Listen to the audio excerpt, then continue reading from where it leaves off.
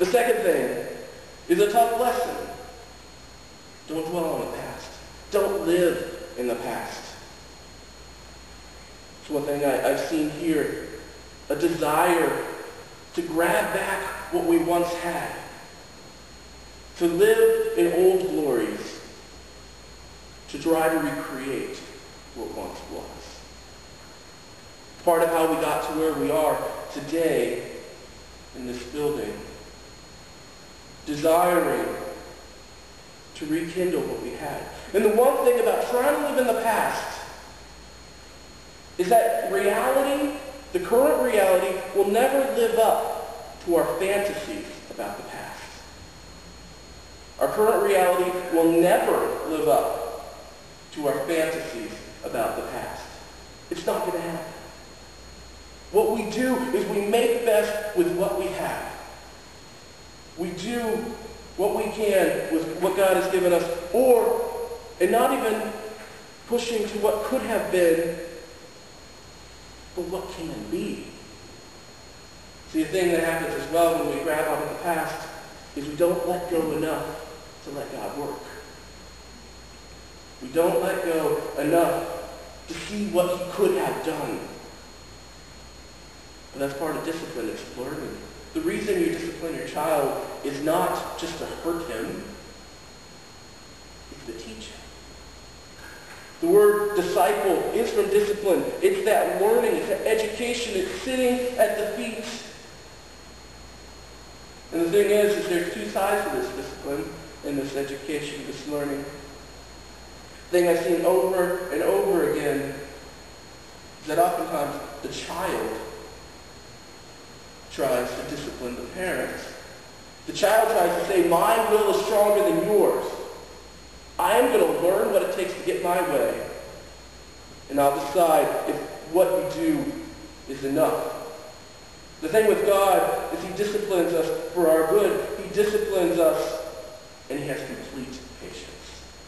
That's where kids get parents a lot of times, is they run out of patience. They run out of endurance. But God never does. For some of us, it will take until we're 70 or 80 years old to get it. To start traveling that journey of submission and the journey of strength.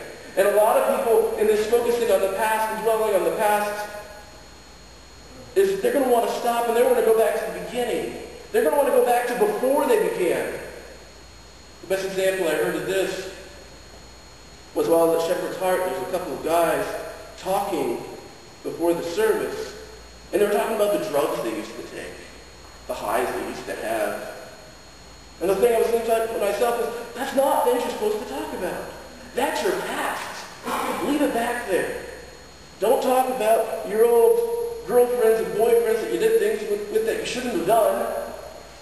Focus on your marriage now. Don't focus on your past sins, or even don't focus on your past accolades. What's God doing in you now? What is God calling you to now? What is God calling you to let go of now? Thirdly, we need to be focused. The third lesson is to be focused, not to have our attention divided. That's how we trip up. That's how we stumble and fall. That's what our enemy, the devil, tries to do to us, is distract us, to make us fall off the mountain, to not be grounded, to take away the grounding, the submission, the strength, and it leads us to that third journey of sacrifice, to do things even when they're things that you don't want to do, because God is calling you to it. To do things that will take more than just shedding your blood, but dying. To leave behind everything. To make that ultimate sacrifice. Whether it's going to another country or going to a new place, or whether it's coming to the end of your days. To let go and pass on. Therefore, strengthen your feeble arms and weak knees. Make level paths for your feet, so the lame may not be disabled, but rather healed.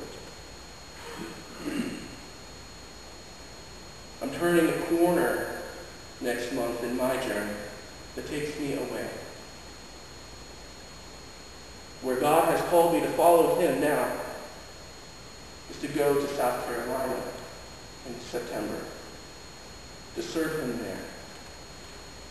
And these are my words to leave with you as I head off to a new place, as I head off to go serve God where I'm supposed to be. Let's remember these 3 lessons. Don't focus on yourself. Be Christocentric.